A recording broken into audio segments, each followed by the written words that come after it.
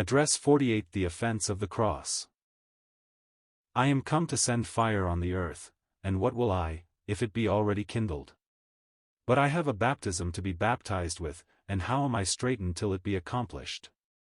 Suppose ye that I am come to give peace on earth? I tell you, nay, but rather division, for from henceforth there shall be 5 in one house divided, 3 against 2, and 2 against 3. The father shall be divided against the son, and the son against the father, the mother against the daughter, and the daughter against the mother-in-law against her daughter-in-law, and the daughter-in-law against her mother-in-law.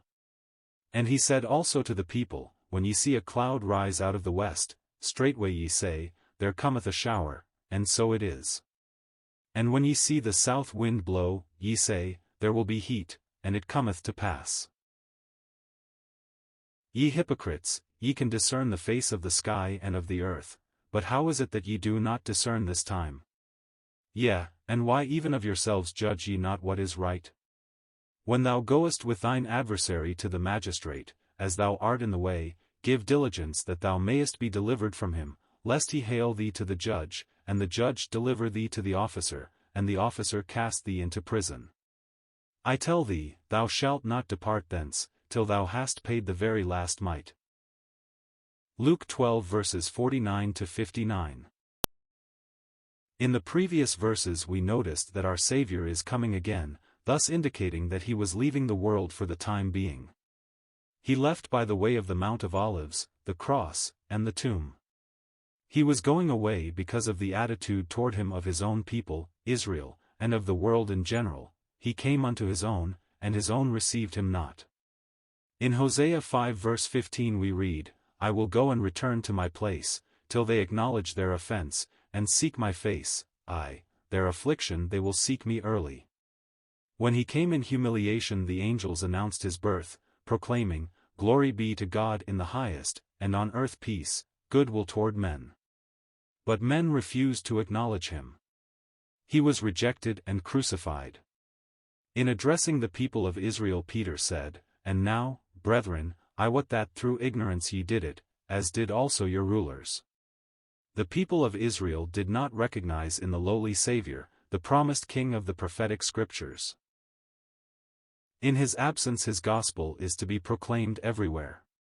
When men receive that gospel and come out definitely for the Lord, they, like him, will be rejected by the world. Christ said in his great high priestly prayer, They are not of the world, even as I am not of the world. It means something to be a Christian, it means something to be identified with the one whom the world has rejected. And so as the world hated and rejected him we need not be surprised if it hates and rejects us. These are the consequences of the cross. Some time ago when a vote was taken on the best-loved song sung over the radio, The Old Rugged Cross was found to be the most popular in the thousands of answers which poured into the offices of one of our leading newspapers. But I am sure there are a vast number of people who sing of the old rugged cross, who do not sense the meaning of the cross. Singing of the cross moves their hearts, but they have never yet trusted the one who died upon that cross, nor taken their places in identification with him in his rejection. In the opening verses of the present section our Lord refers to this rejection and to that which was to be accomplished on the cross. He said, I am come to send fire on the earth, and what will I, if it be already kindled? The symbol of fire speaks of God acting in judgment against sin. Jesus came not to condemn men but to save them, yet the world put itself in the place of condemnation by rejecting him. God's test is, what is your attitude toward my Son, or, what think ye of Christ? If men receive him, if they trust him, if they take their places with him, then they enter into peace and blessedness, but if they spurn him, then they expose themselves to the wrath and judgment of God. Jesus said, But I have a baptism to be baptized with, and how am I straitened till it be accomplished? He was referring to that baptism of divine judgment which he was to undergo on the cross. We noticed in connection with John's baptism that it was unto repentance. When people confessed their sins he led them into the waters of baptism. Baptism did not cleanse them from sin but signified repentance. The people went down into the waters of baptism, confessing that they were sinners and that they deserved to die. Jesus took his place with these sinners in this baptism, as pledging himself to settle for their sins, though he was the sinless one.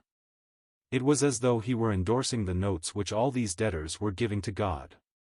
When one endorses a note, the day eventually comes when it falls due.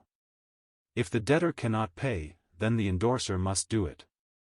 Jesus had endorsed the notes for all these people. Now 3½ years had passed and the fullness of time had come when the notes must be paid, when everything must be settled, and he saw the cross before him where he was to meet every claim God had against sinners. He said, "I have a baptism to be baptized with, and how am I straitened till it be accomplished?" His own soul was moved deeply as he looked forward to that cross and to the judgment against sin which he was to endure there. That cross was to divide the world. The Lord Jesus said, "Suppose ye that I am come to give peace on earth? I tell you, nay, but rather division." Did he not come to give peace? Peace was offered through him. If men had received him they would have had peace, but they spurned him. For nearly 2,000 years war and confusion have prevailed instead of the peace promised by the prophets of old through Messiah's advent. Peace will not come until he returns. In the meantime there will be strife and distress, for from henceforth there shall be 5 in one house divided, 3 against 2, and 2 against 3. The father shall be divided against the son, and the son against the father, the mother against the daughter, and the daughter against the mother-in-law against her daughter-in-law, and the daughter-in-law against her mother-in-law. Thus it has been ever since he left this scene. Families and nations have been broken up and divided, all because of their attitude toward the Lord Jesus. Many of us know something of that. Those of you who were born into families where the gospel was not known and loved, and yet through the grace of God you were reached and saved, know something of the bitter opposition of those intimately related to you.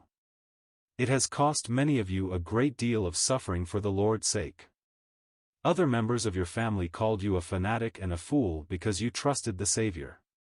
But it is for you to go on trusting Him and to be faithful to Him because of the grace that has saved you. He has pardoned you, and by that very fact you may be sure that He is interested in all your family. Ask Him to bring the others to Himself. But until that takes place, do not become discouraged. Before you were saved you did not understand why Christians could give up gladly everything for Christ's sake, and so you need not expect to be understood now by those who are still in their sins. Let me warn you who are already Christians, do not play fast and loose with the world which crucified your Lord. I always feel sad when earnest young people inquire if there is any harm in this or in that. It is better to ask, will it honor my Lord? Will it make me more Christ-like? Will it make me more spiritual? You may do freely that which will have a tendency to create in your soul a greater appreciation of Christ. He is coming back again one of these days. He went away as the rejected one, he is coming back as the glorified one.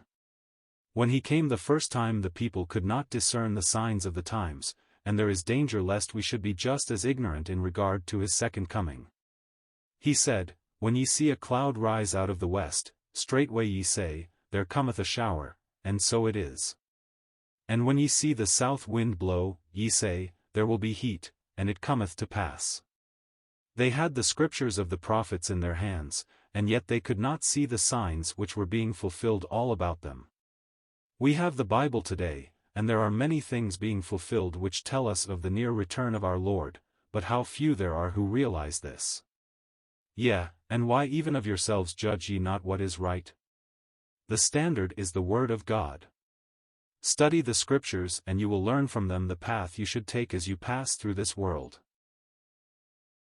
When thou goest with thine adversary to the magistrate, as thou art in the way, give diligence that thou mayest be delivered from him, lest he hale thee to the judge, and the judge deliver thee to the officer, and the officer cast thee into prison. I tell thee, thou shalt not depart thence, till thou hast paid the very last mite.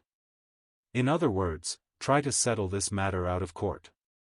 Do not wait until the day of manifestation, whether you think of the judgment of the Christless at the great white throne, or whether you think of the day when the Lord shall descend from heaven and his own shall appear before him. Do not leave matters to be straightened out till that day. It is better to face everything in this life and so obtain the certainty of divine forgiveness now. It will be too late to put things right in eternity. No man by any effort of his own, by any merit that he might accumulate, can ever meet the demands of divine justice. But Christ has paid for all who will trust in him. Justified by faith before God, we are responsible to so behave toward our brethren here on earth that we shall keep a conscience void of offense toward God and man.